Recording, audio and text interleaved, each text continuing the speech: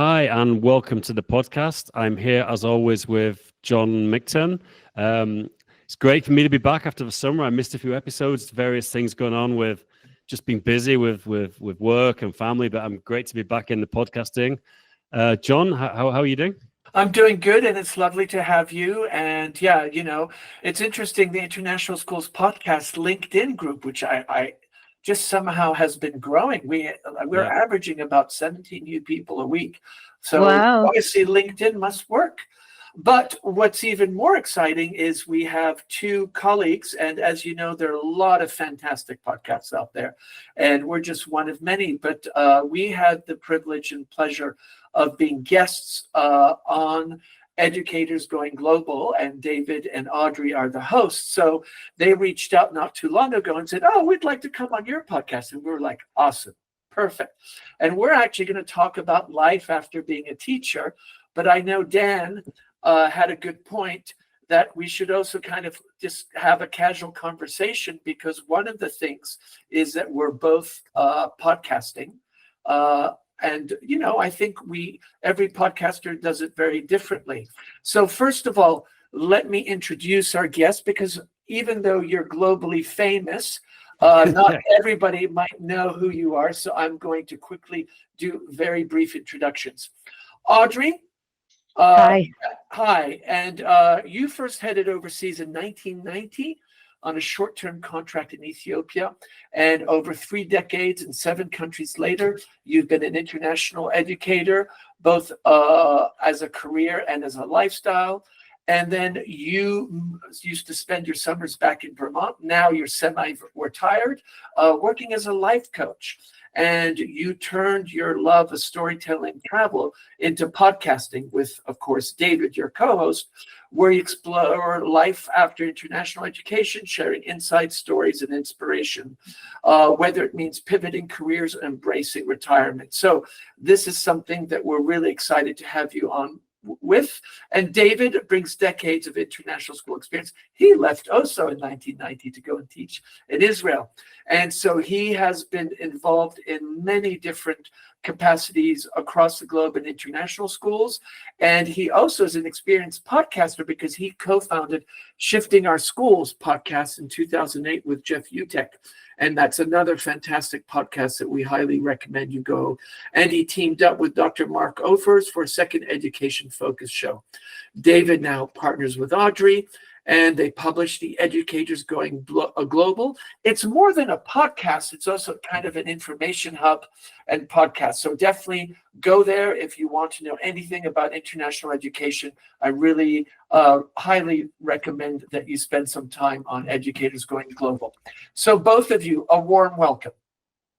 Thank you. Cheers. John. Thank you. Yeah, it was interesting, John, when we were on the podcast and we published it on our stream as well. Like we David and Audrey were definitely we thought they were more organized than we are, for sure. Oh, much more organized. I think you've made us a bit more organized. Just some background. I ran it by myself for, I don't know, maybe 2 years. I can't remember, quite a long time. And then it was unbelievably unorganized. If you listen to those early episodes, I was just turning up and just getting straight into it. No show notes, nothing. I mean, John added a certain, amount of professionalism to it. And I think you guys are definitely very, very organized as well. Yeah, absolutely.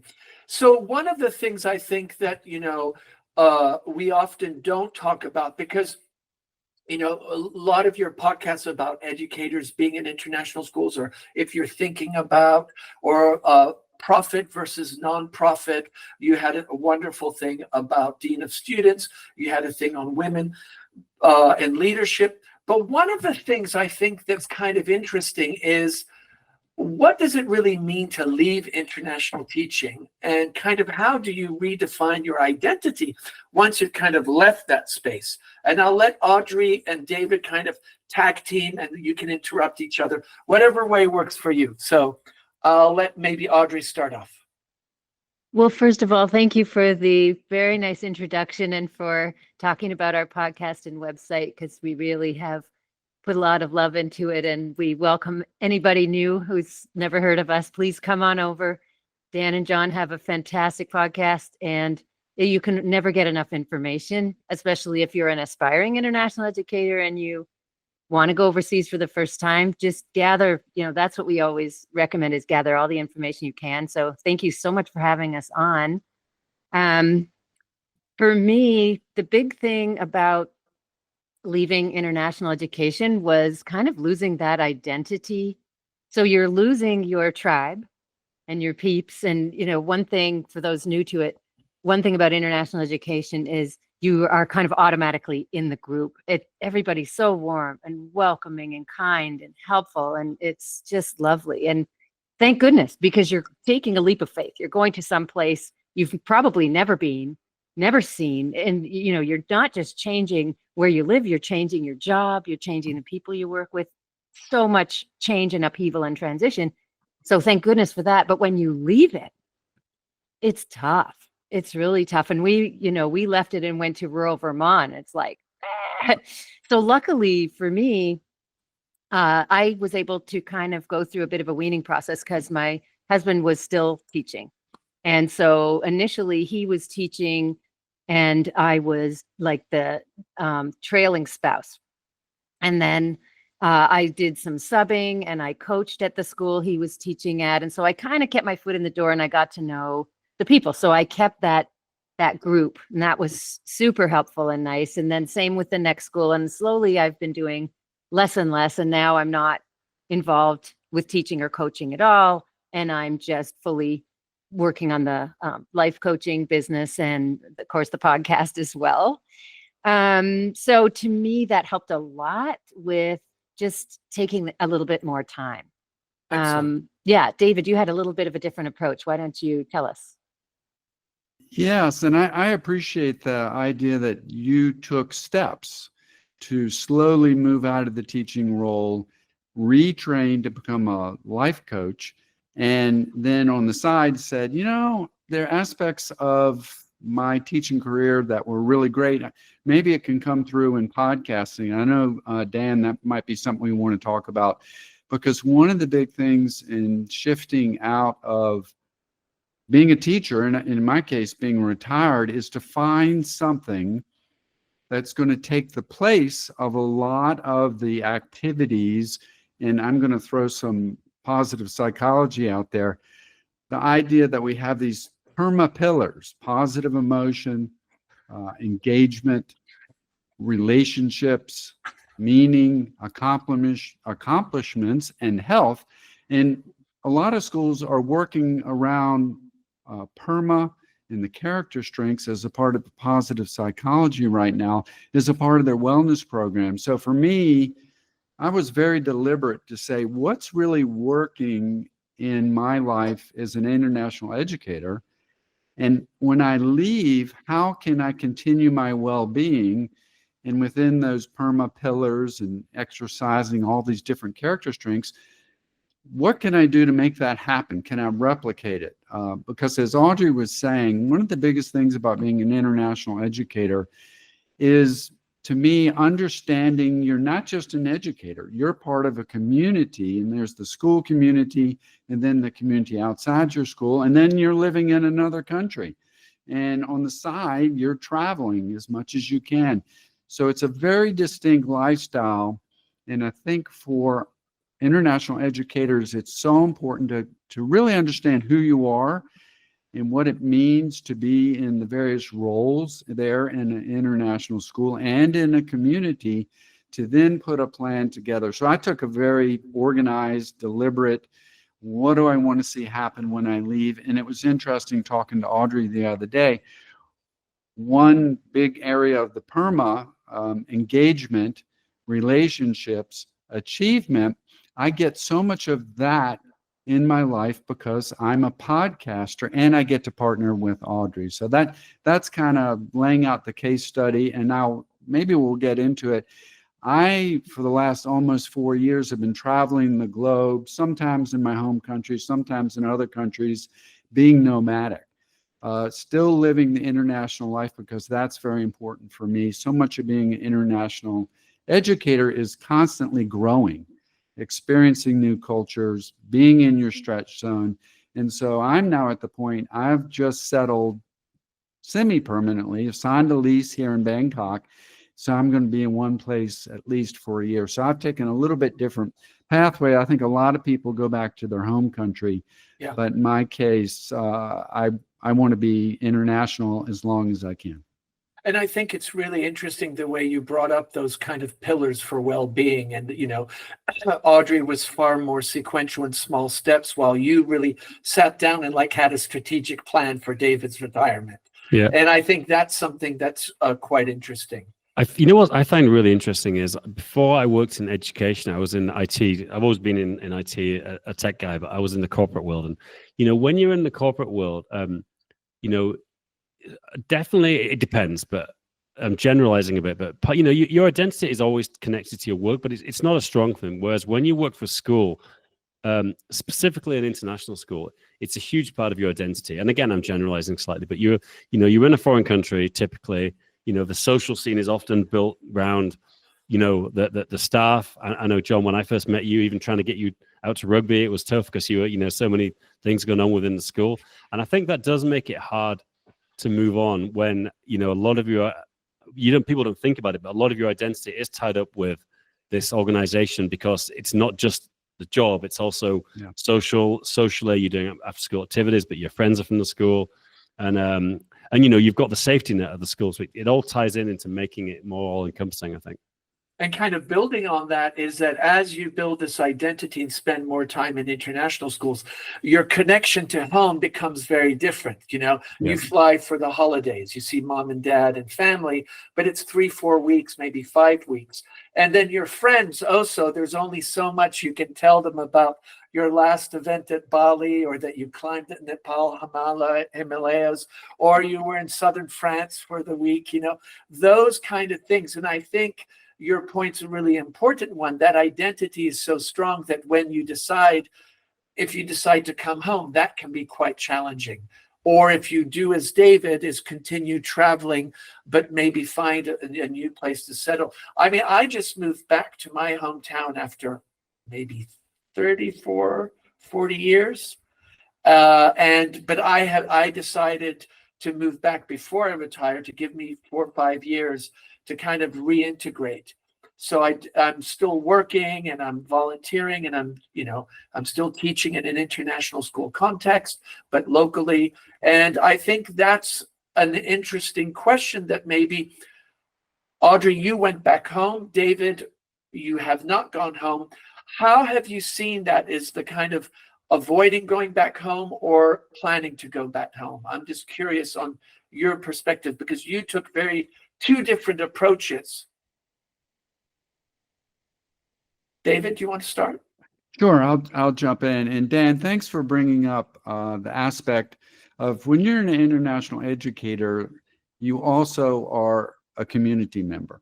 And I mentioned that to some degree, but that, and also the safety net, it's just this warm, caring place, and you are connected to so many people. And the R of PERMA, the relationship, is just so powerful. So when you're moving to that next, like Audrey moving into life coaching, or me moving into retirement, what are you going to do to make, in that case, relationships? How are you going to keep them strong, and things like that? And I did want to mention about the identity. Teachers, we are such achievers. We, every day we're working to bring about learning, to bring about personal growth, and it just goes hand in hand. And when you leave, and then back to the relationships with children, and just all the dynamics that they bring to your life. So I do want to share, as much as I've been deliberate about this process, it's been tough.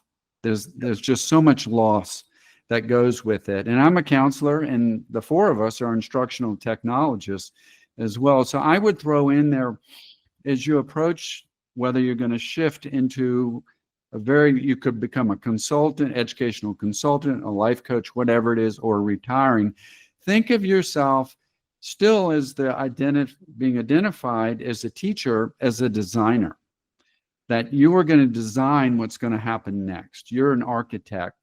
And my approach, and you can put it in the show notes, I'll put a couple links in there, guys, one for Thank you. positive psychology, sure, and one for the character strengths that go with it. And the idea of putting a plan together. And in my case, I used the positive psychology platform. And what really made a lot of sense there for me is we had a show with Dr. Jim Reese. And years ago, he wrote an article with David Perkins of Harvard's Project Zero, all about the change management process. And he spent some time talking about all the new frameworks that schools take in, teaching for understanding, thinking routines. So that's another thing that a lot of teachers probably are familiar with, frameworks in their lives. So I would say in your plan, potentially use positive psychology or put your own plan together, put your own acronym. For a lot of people retiring, finances are huge. So there's your F. Healthcare, H. Housing, H. So I would add that to the process as well. So I wanted to add that before we go any further. Audrey. Thank you, David. Thank you very much. And I think it's important. I love that you were very candid at how it's tough. And you said there was a loss, and there are multiple losses. And loss comes in many different colors and generates different feelings. And I think that can be quite difficult. And with that also age, because if you're looking for another job, people are like, oh, you're 65, or like me, I have gray hair. They think I'm 85, And no, I think the opposite, John. I think people think you're younger, to be honest. No, anyway. So I think the loss and the toughness is very important, because it's not kind of one big party into nirvana. Audrey. Oh, were that it would be, or would that it was. So I just want to add two quick things. One is that, we pivoted out and then couldn't stand it and pivoted back in. So now my husband's teaching in Kathmandu, so it didn't last, just for whatever that's worth.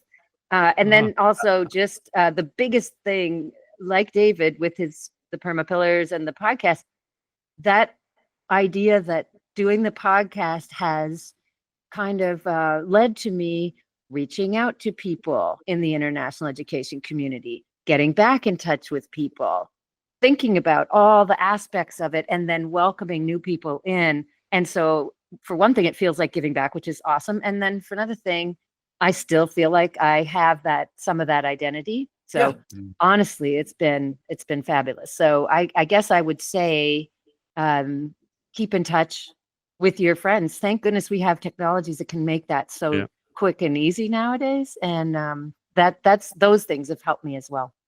It's interesting, Audrey, and I think one thing that, I think you can leave an international school and still feel as connected. I mean, and I think I'm probably a good example of that. If you've got some kind of consulting thing where you're working with international schools, I'm probably connected as I know a lot of John's the most connected guy in the universe, but I am. I've got a similar group. I mean, a good chunk of my friends who work for international schools. I go to a lot of events. I'm super connected to it. It's my whole work. So I think, if you're someone who wants to maintain some connection, I think thinking along something where you're working with international schools, it's all I do every day, and you do get a feeling of being involved in the community. I think it, probably a similar level. And Dan, you have to remember, you have created communities. You have your Google community, which is mostly international school educators. You work, so I think you've done a lovely job of keeping that community, and you've built it yourself. And I think that's also a really important point, is that, in your work, you're building those communities that international school tech people can really tap into, which I think is... Yeah, exactly. And Audrey and David have done the same thing with their website and podcast. I think it's just something to think about if you're thinking of leaving international school education, but you want to stay involved. It is possible, you got to be ready to travel. I mean, I fortunately, I love travel, and it's a good excuse for me to get out and go to places. But you can stay connected. I think if you do something adjacent, something related, some service related to whatever your job was in international schools. I think it's, I know a lot of people that do it. And John, you know as well, a lot of people. Yeah, absolutely. One thing I think that often we don't talk about, and we've had actually somebody a couple years ago, Andy, the $1 Million Teacher author. I don't know if you know of him. The millionaire teacher. Yeah, was Andrew Hallam. Andrew Andrew Hallam. Hallam. We had two podcasts with them, and it was really interesting learning it from. But I think one thing also that is becoming more challenging, and I'll let you guys push back if you disagree, is the whole financial component. And you talked about housing and health, and also with nowadays in a global world where passports don't carry as much weight, or depending what passport you have and where you are and who you are, you might be limited, even though we have this global nomad structure in some countries. And I'm just curious, when you were thinking about this, how much do you think today finances is a bigger issue than, say, 10, 15 years ago for international educators as they consider retirement, especially with health and housing and going back to their own country? I'll jump in. Yeah, go ahead. I'll jump in on that one. So we've done a few shows on personal finance. We've had some real leaders in the field come on. And one thing, like I'm from the US, and so is one paying into the Social Security system? Is one, in doing that, will you get credits that you can get Medicare when you turn 65? So that's one thing to think about. And then for all your listeners from whatever country they're in, when they return, how long does it take for them to get vested in the health insurance system, for example? So when it comes to finances, for a lot of international schools, there are going to be 403Bs and other retirement vehicles that you're going to have in place. And if you follow Andrew's basic financial sharing of sector funds, ETFs, dollar cost averaging, being in the market for the long run, and then following him through his different outlets, hopefully things are going to end up well. Yet, one of the reasons I enjoy being overseas is the cost of living. That in the U.S. geo arbitrage. Yes. So that's part of it. So finances, I think if it was 15 years ago and staying in the U.S., like one of my sons is a teacher, he knew that the chances for him to live the kind of lifestyle that he wanted, it would have been difficult for him to stay in the U.S. and be a teacher. So now he's in Rome and he is looking to come to other parts of the world. He's going to recruit this fall. So for the finances, I would say we do a lot of planning for finances, but I'm going to bring it back. A parallel is what is your well-being going to be? So many people struggle when they leave, as we're saying, with their identity, and they don't know how to spend their time very well. They get lost a little bit. So I'll throw that kind of humanistic aspect into it. Thank you, David. That was really helpful. Audrey. I just think that the more you can do to try to keep on giving your life meaning, the better off you're going to be, like David was saying. And a big piece of as far as the financial aspect, is the medical, the healthcare is huge. We, especially as international teachers, we get used to this kind of, at least in gold class. Yeah. In some of the schools, and like the school my husband's at right now, if you get injured or sick in Kathmandu in Nepal, they will fly you to Bangkok for your care. And it's that kind of, it's crazy good, and everything's covered and so on. And then there are all kinds of different levels, but you're at least covered to some extent. So then once you retire, what's your coverage going to be? So to me, that's the biggest financial consideration beyond, where you're going to live. It's interesting. I think that's something very American specific, isn't it? Because you know, Yes. as Europeans, like I never think about healthcare. I mean, and I'm not saying for 1 second, Europe, it's all great. in Dan, Europe. unless you are Swiss, because we don't have national health care in Oh, Switzerland. right. Okay. Yeah. Oh, I mean, you know, well, yeah, you have to actually in the Czech Republic. I mean, in Britain, we have a national health service, but in here, you pay into a private insurance, but you have to. It's like a tax, basically. It's like a social security tax. You have to pay into a private fund, so you always have it.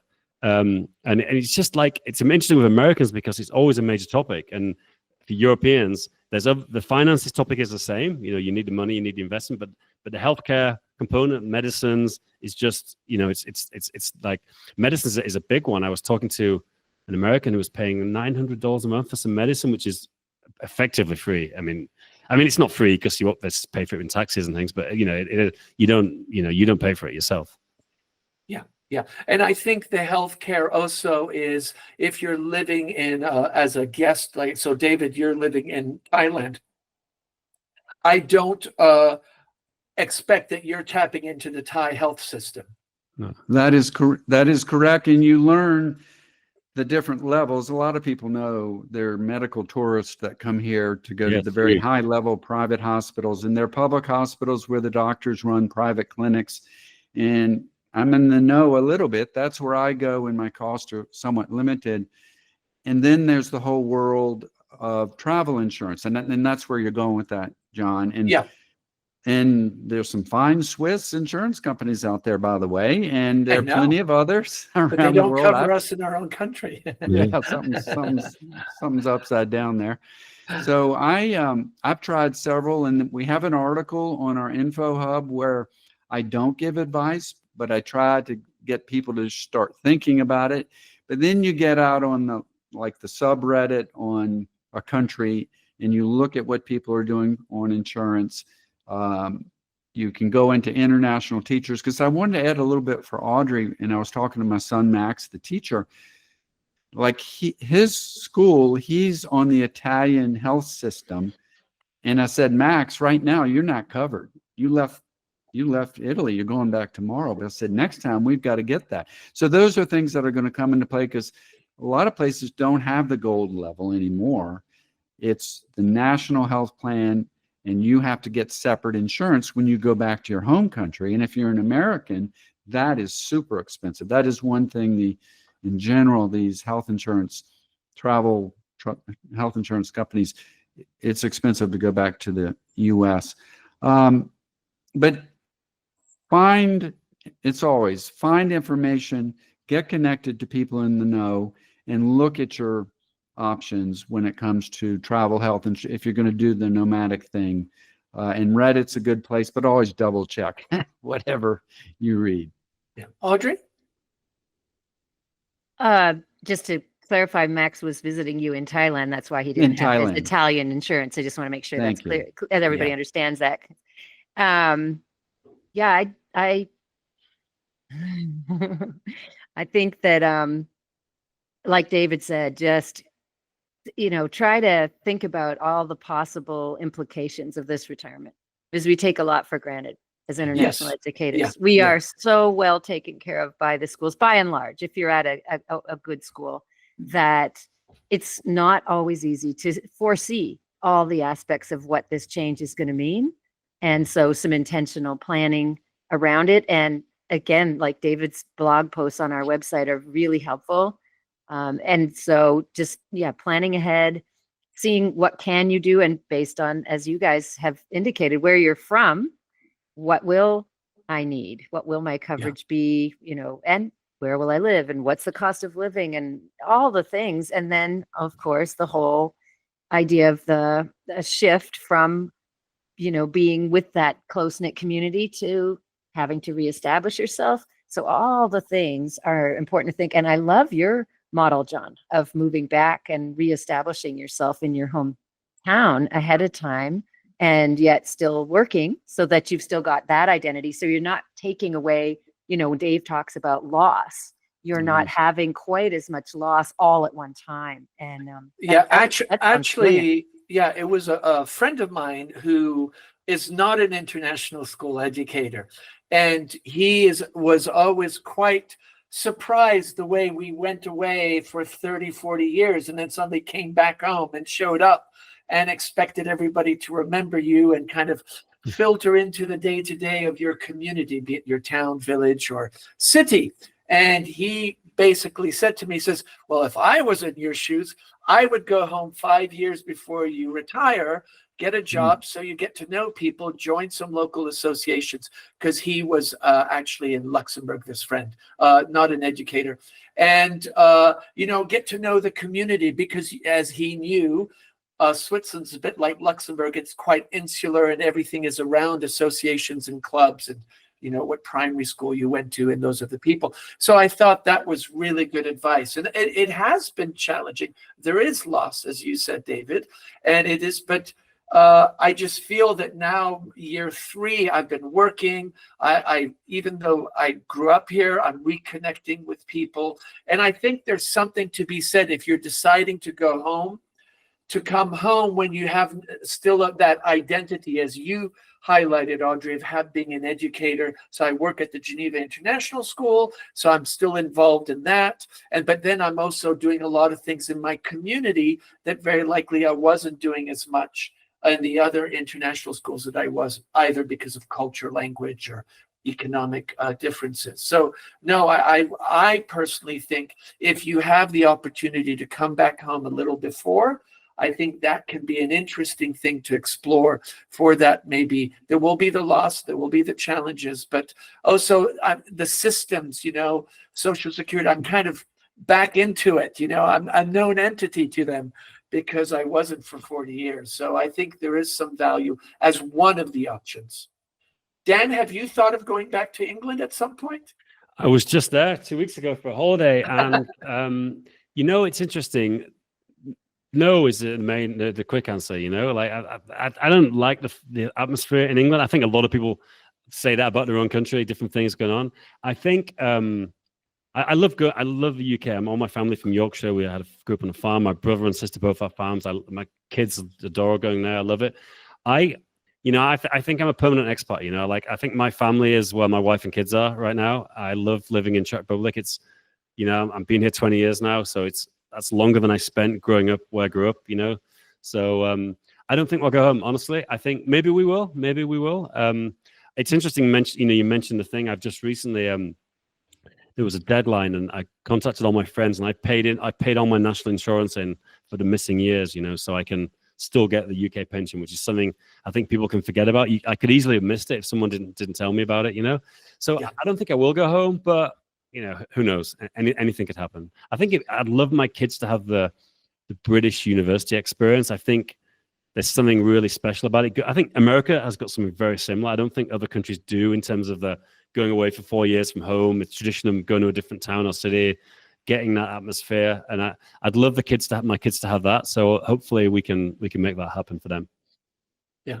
It's interesting that you said you'll be a lifetime expat. And I think that's, David, would you say that's what you're seeing, being a lifetime expat? I personally think that's quite a big choice to make, because and I'm just going to reflect here as my own ideas, is that you have an identity from a culture, and you have that cultural link to another place. And for me, it'd be like, I don't think I could retire in Portugal or Croatia or Vietnam, or even though I haven't lived here in 40 years, and I'm not the most, I'm Swiss, but I'm not like your typical Swiss. But there was something that was like, if I'm going to get old and die, I need to be in my hometown. And that was my own personal journey. And that was, I was like, I don't care about any more Thai beaches. I want to be here. So I'm just curious, David, is that a conscious decision you make? Is it, okay, I am going to cut the cord and I will be an expat for the rest of my life? So I'm going to speak about myself and you. So for me, yes, except at the very end. At the very end, my other son, Sam, he has a home in Boise, Idaho, 2 dogs. Eventually he's going to have grandchildren for me. And that's, you hope. I hope. I'm working, pushing. And that's where, and we talked about it, that's where the end of my life will happen. He said, Dad, you're going to be with me. You're not going to be in a retirement home. You're going to be in my house. And he's just such a loving son.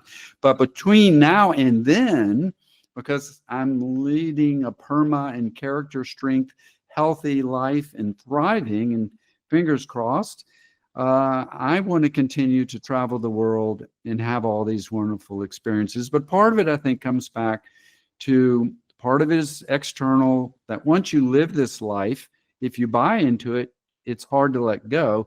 And part of it can be internal, whether you are a farmer or a hunter or a gatherer archetype. I'm a hunter. And that carries over to my work world. Like you all, I was an instructional technologist, agent of change, an innovator person.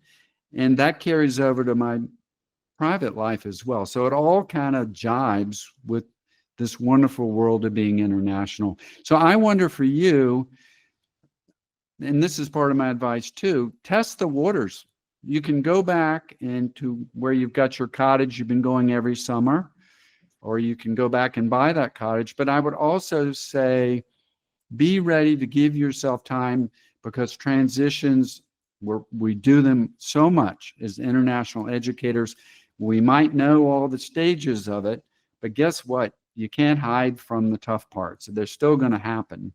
And give yourself room to say, you know what, instead of taking the pathway to the right, I'm going to go to the pathway to the left.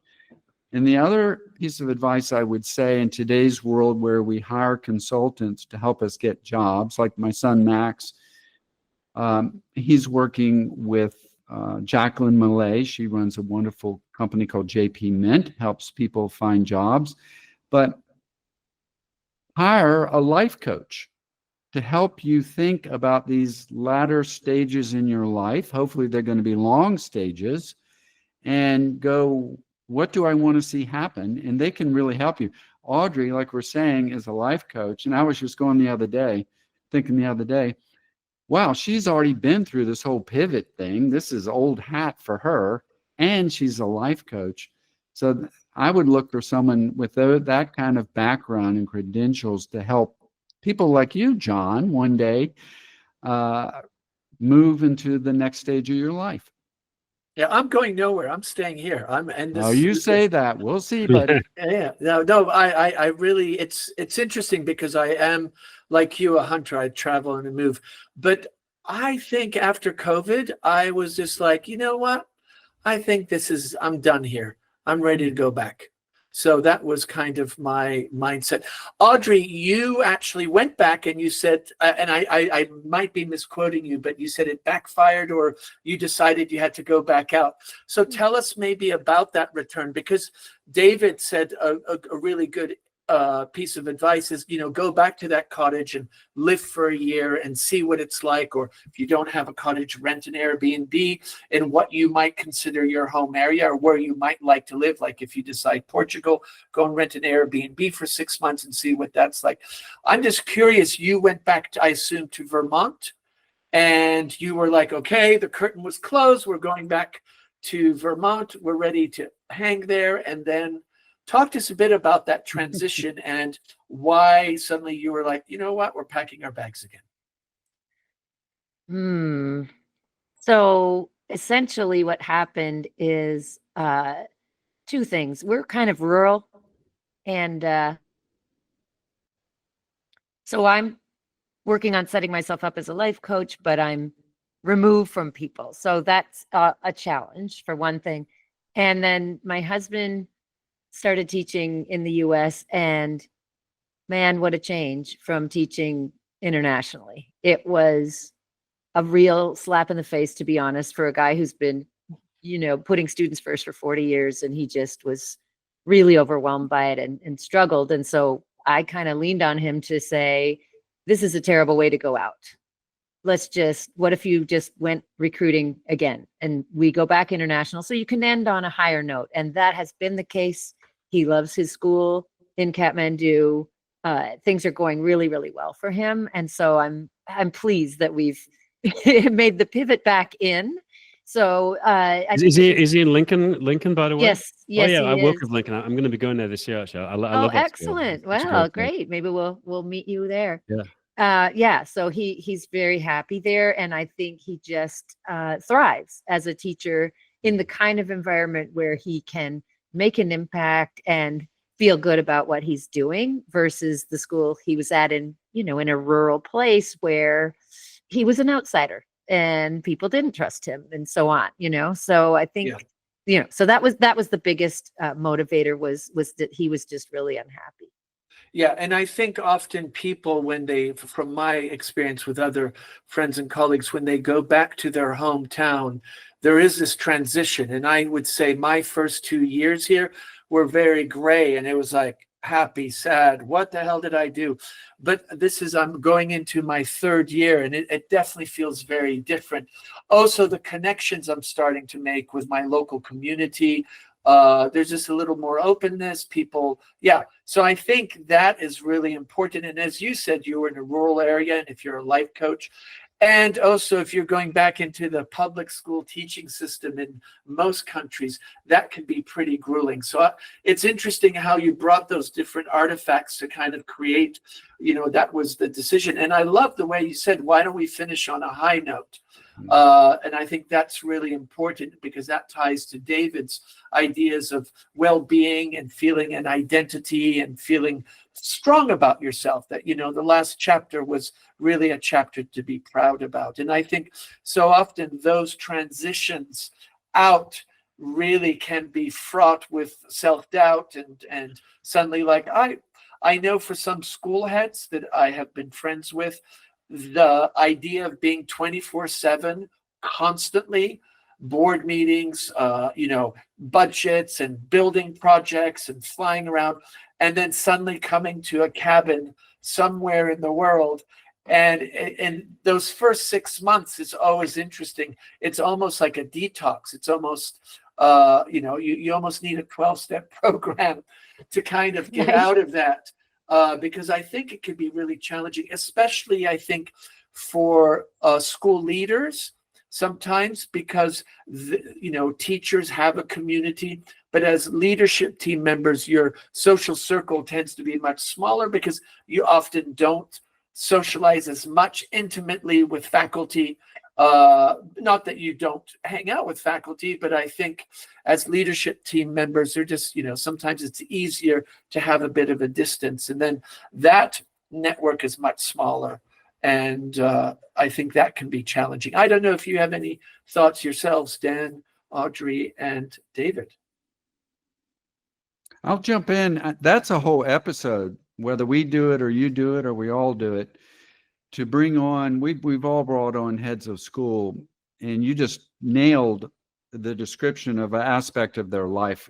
And as folks back in their home countries are listening and wanting to learn more about going overseas from a public school system, it's such a different dynamic. The idea that you have a head of school and then you have principals in each division, and there's a board of trustees, or with some of the nonprofits, there's owners, but their lives are 24/7.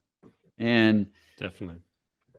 It's just the pressure and what's happening in grade 11 when Johnny is upset about his B+, should have been an A, and the parents are calling the head.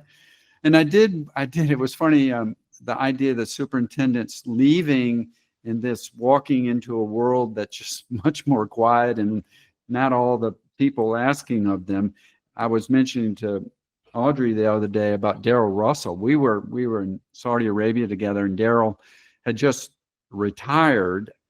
But I don't know if he was the first one, but maybe he was one of several that began to go back. They would retire, and then they'd come back and be short-term heads again. And I don't know how much of that is to get back into the game or how much you just want to help out. But that's a whole other situation as well. I think, yeah, it's interesting with, sorry. No, go ahead, Dan. Absolutely. I think with the school director thing, how hard that job is. We have, our son is friends with son of a director of one of the international schools in Prague. I won't say which one, and we were all out together on Friday, actually. And he was just going through some of the problems he has to deal with now, like you know, because it's not just the academic side, like you mentioned, grades, like they've got declining student numbers now, like a lot of schools. Like you've got serious pressure from the board. He had like some crazy situation with recent events in the Middle East, which we're not going to touch, but certain parents making demands of him and other parents making other demands. And I was like, I was getting anxiety just listening to him, you know? And I was like, I think I could deal with stress reasonably well, you know? But, you know, that's tough. And I think, you know, there's a few ways to go from that, but I think people like that, I'm amazed they want to do that for a long time. You know, I think a lot of them do a few years and then want to go off and do something else, you know? I know for myself that had been in school leadership for 20 plus years. After COVID, I was thinking I'm going to take a break and then maybe go back into leadership. And then by coincidence, this job opened up to be a digital learning facilitator in a primary school, bilingual, French, English. And, you know, my emails went from 250 a day to 3. Yeah. And it's just different. I remember your calendar, John, at International School. You showed me your calendar at International School of Prague, and there was no gaps in it. It was just solid. It just went on. I was like, I can't believe it. I was like, is that really your calendar? And he was like, yeah, that's really my calendar. So I definitely feel and empathize with all school leaders that are, you know, that have those calendars that should have multiple colors, but they just have that one color, which is everything to do with school. And, you know, I met somebody in a workshop that I did many years ago. I asked him, oh, what are you doing? Because it was a leadership workshop. And he said, oh, I'm a classroom teacher. I was like, oh, great. How cool. And I said, oh, that's interesting. You're taking a leadership course. He says, well, I was a director for 20 years. I just want to see what's going on. And he also highlighted how that transition going back to his home country and town, and he was teaching mathematics to middle school, that it for his own life balance and his well-being and his arteries, it really made a difference. And I definitely feel that when I listen to Dan and some of the other tech directors, and we interview a lot of school heads and principals, I'm always like, wow, it's a lot. It's a lot. So, you know, positive thoughts go out to all our colleagues that are leaders, but I think sometimes that transition out can be a really positive. Audrey, some reflections on this subset of our podcast. Yeah. Well, I don't have a lot of familiarity with being a head, but I know that just for me as a teacher, the shift in identity, even just every summer, from being Mrs. Forgeron to just being Audrey, was always a very interesting, you know, I always noticed, and it took me a while as well. It always took me a couple of weeks to unwind from school. And then, you know, at the end of the summer, I was building back up, getting ready again. But I just always noticed what a difference it is to feel that you're being looked at as a role model, that you are so responsible for so many decisions. And so I can just imagine for a head there at that even higher level, and then to be out of it permanently. So if you went from being ahead with, as you said, 250 emails a day down to 2 or 3 and a cabin in the woods, that's a massive, massive transition. And there's going to be a lot of loss. And that would take a whole lot of time and energy to look at and plan for and then deal with and face. And hopefully you have a support system in place and a plan, so that you're not just kind of, you know, blindsided by it, because that's a lot of change all at once. Audrey, I think it's really important and interesting what you said is you had this identity switch. So, you know, and I think one thing we have to highlight, when teachers are on, it is a full day. You know, a head might get 250 emails, but you're in a class with 24 kids and each one has a different learning style. Parents have all different types of agendas, and I call it organizational shrapnel. It's all the stuff that comes through during the day. The email that you should answer from marketing now, and you're like, no, I'm teaching. I can't do that now. But I think, you know, for teachers too, there is a very high stress, and you are so on, and there is such great privilege and responsibility working with children. talk to us a bit about those 2 weeks.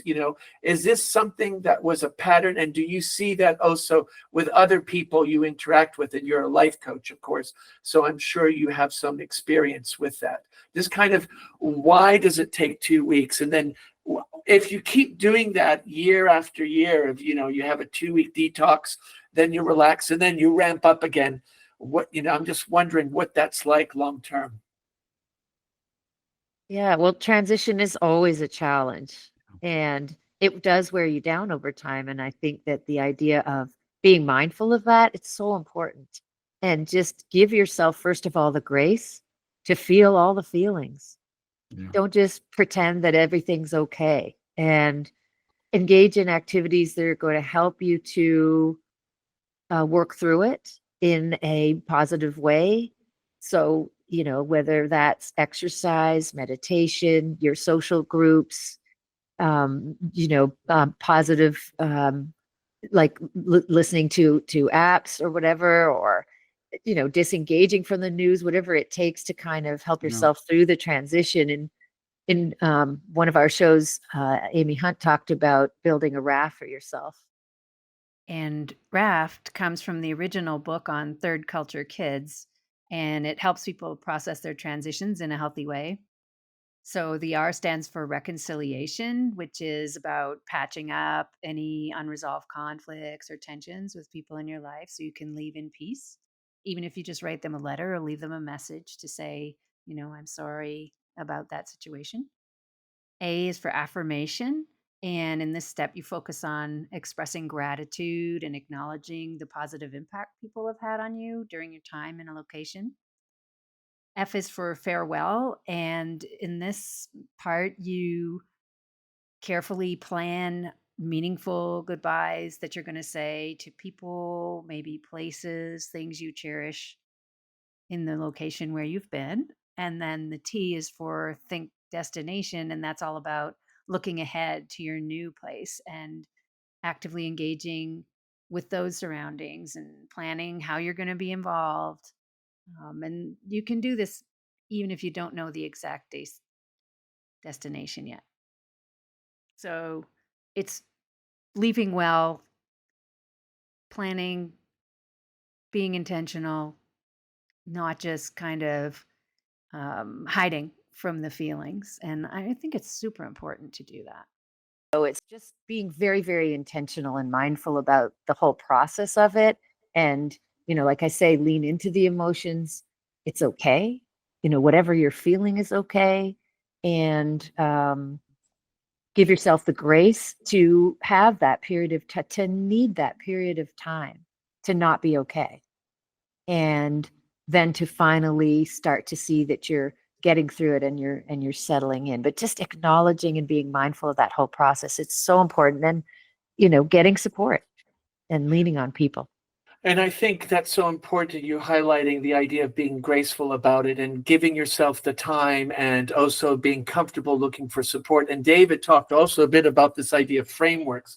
And then you share this RAF framework is just, there's like a toolkit that you almost have to get. You have your teacher toolkit or your educator toolkit, and then it's like, okay, I need to swap some tools for these things and others. One thing that I'd like to kind of end on is this idea of ageism, because I've applied for jobs in leadership and been told, oh, you're in the 58 mark, forget it, we won't look at you. And and as we see more and more people, I'm surrounded by people in their 70s still working.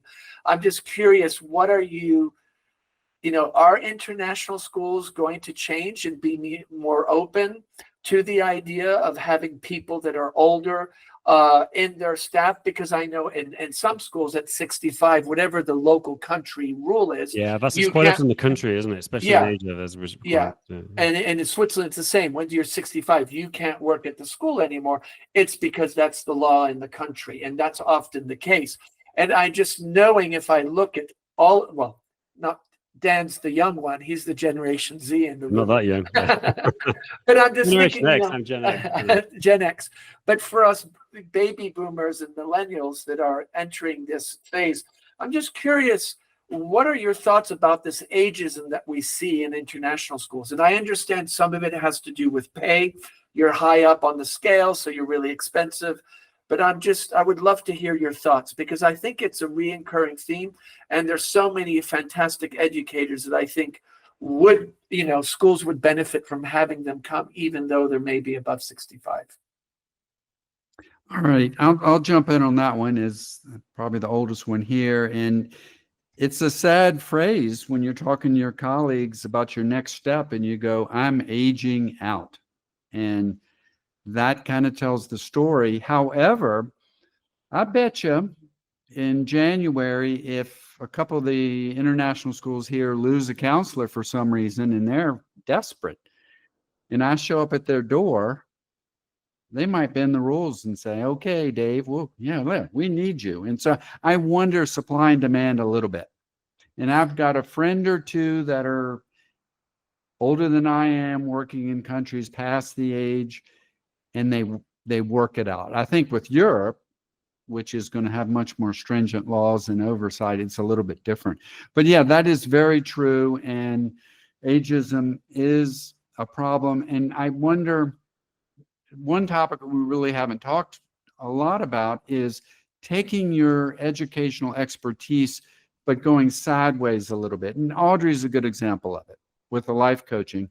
And I know you've had Jeff on, and maybe you've had Kim Cafino. To me, they are the poster people of, what was it, 15 years ago, whenever they started to brand themselves with their coattails. And then they started a company. The Coattail was an organization of helping people with tech integration, forming groups on campuses all around the world. They are such go-getters. But I see a lot more of that. So I wonder if folks my age are also seeing that as a way to stay in the game. Like, as consultants, David? Like as consultants, yeah. Right. Yeah. And like in my case, I really believe we should morph from being a counselor to being a life coach. So much of the counseling field in the past has dealt with struggles, problems, all the way to mental illness and things like that. Not in schools. Teachers, counselors in schools are not therapists. But now with positive psychology, which I really believe in, we're looking more at what's working. And I always did that anyway. I always worked from student strengths.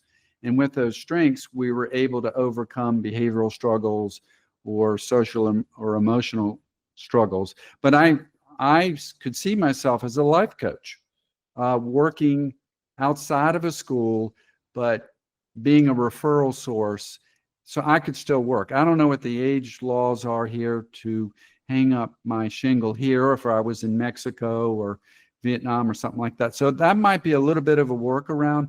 So I'll just finish up by saying, yeah, I see ageism, but I also know there can be exceptions to the rules when powerful schools, I suspect, need someone in the moment. Interesting. Okay. Do you think given the teacher shortage and the staff recruitment issue, do you think that's going to get more flexible and people are going to have more options to continue working later? Great point. I don't know. And one of the big discussion points in our shows, just like yours, we ask these thought leaders, what are the trends? And we do know there's a teacher shortage around the world. And we do know, like in the US, teachers continue to try to come overseas. But with the expanding number of schools internationally, what are we, 13,500? At least one of the outfits gives us that number. So that's a great point, Dan. We'll have to see how that rolls. Yeah, interesting. Audrey, your thoughts about this idea of ageism?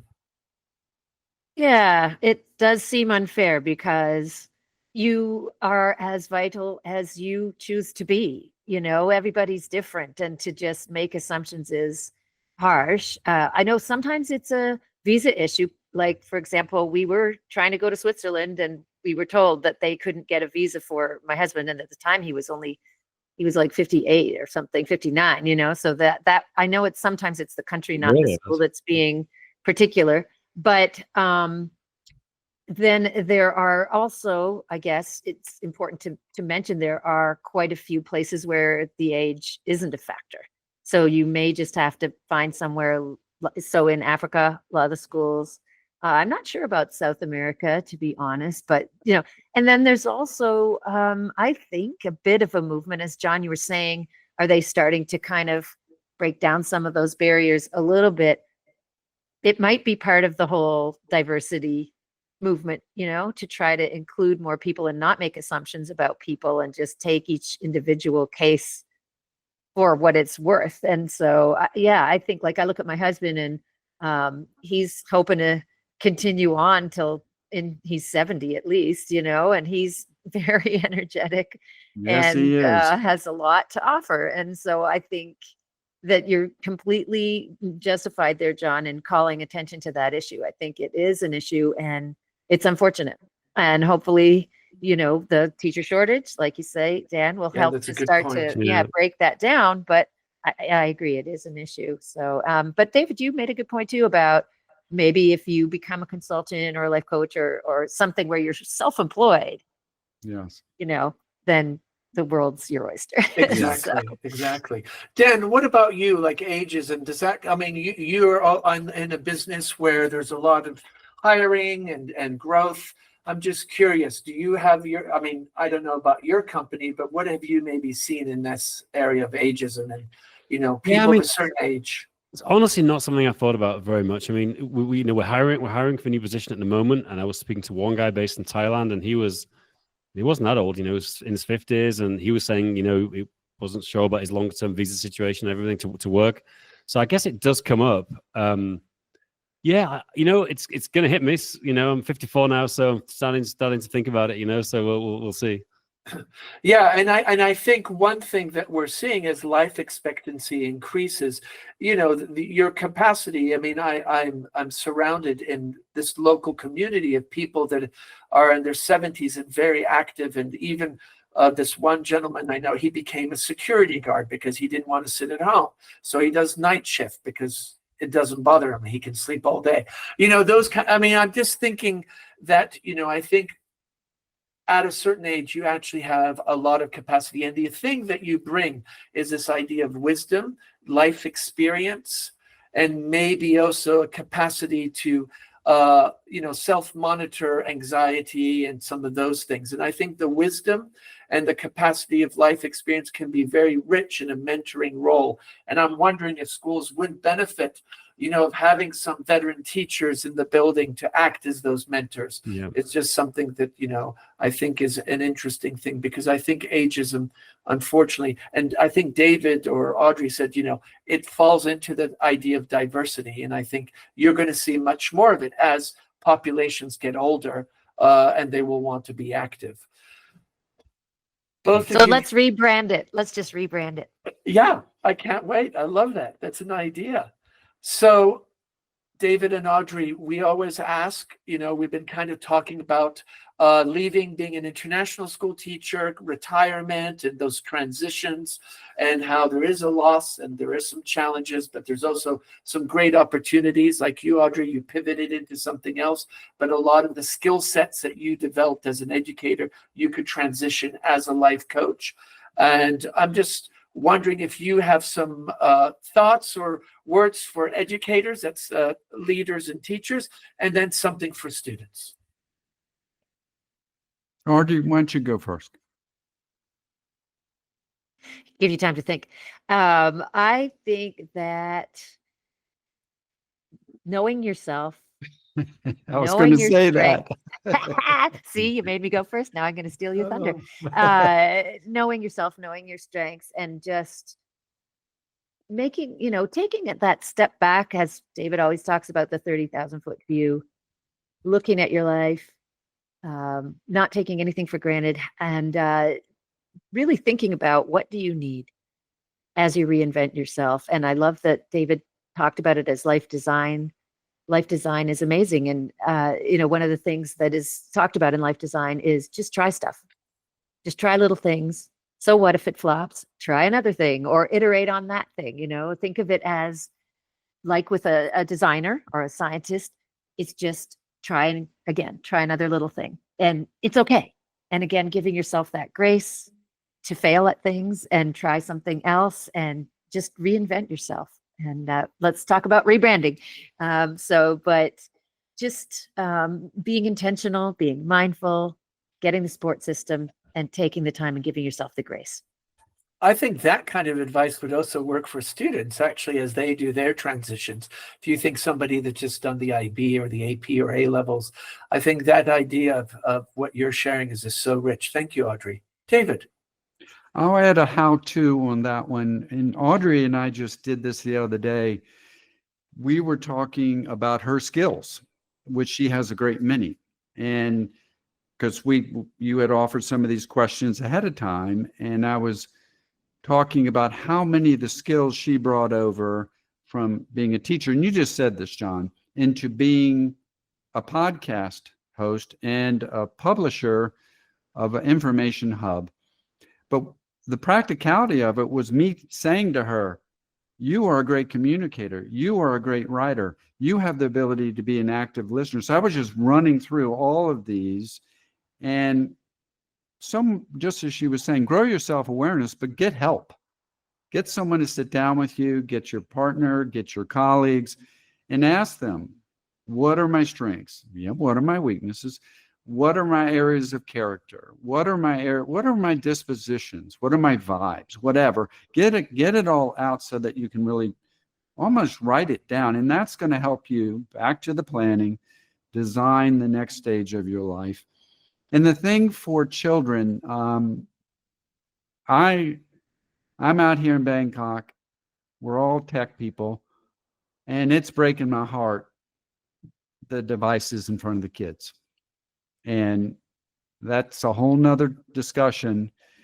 And I'm hoping we can find ways, and you hear the stories of like my son Max, they take the students on experiential learning trips, no phones, and the kids don't know that they were missing out on just having fun with each other. And they start having so much fun, and they're going, this is great.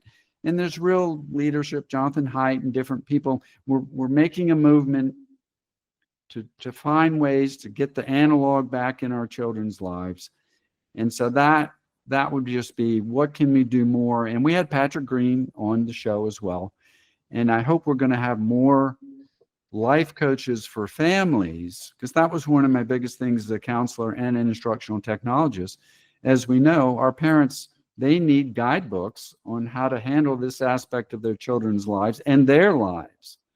Yeah. So I add that. Thank you. Thank you both. Dan, anything that you want to share? Or... No, it's been I'm curious what people think of this episode, because we've kind of rambled on in a lot of different directions, but the episodes I personally prefer, are where, because, like, you don't always need the structure. And I think it's great. We've covered a lot of interesting things centered around the topic of kind of leading international schools, but we've got into all kinds of things, it's been great. Yeah, absolutely. Audrey and David, thank you so much for also being very fluid. We always have these, it's called the arc of the conversation, because when we first started, we never had any questions. And some guests were like, you have no questions? How are we going to get on your podcast? And I was like, okay, but I have a disclaimer saying very clearly that these questions might not happen because we're organic. And this is a product of those wonderful conversations, as Dan highlights so well, is that we just kind of go everywhere and a lot of interesting places. Both of you, I thank you so much. And also I want to extend an extra thank you, because you went out of your way in the show notes to put a lot of excellent resources. So please, and I know our audience appreciates the show notes, and there's a lot to go and explore. And Educators Going Global, new episode is right out now. So go to your favorite podcast. And I always enjoy listening to them and really appreciate it. And even though we have sometimes the same guests, I make a point. And so I was like, oh, that's a great question. Didn't think of that. So that's always very nice. But also to our audience, thank you. LinkedIn keeps growing, and we look forward to seeing you at our next episode. Dan, you're off to the Middle East. I'm off to Saudi Arabia, followed by Bahrain, followed by Dubai, leaving tomorrow. So very excited to be in the Middle East. And then I'm going to be in Hong Kong in end of next month. So a few nice trips coming up.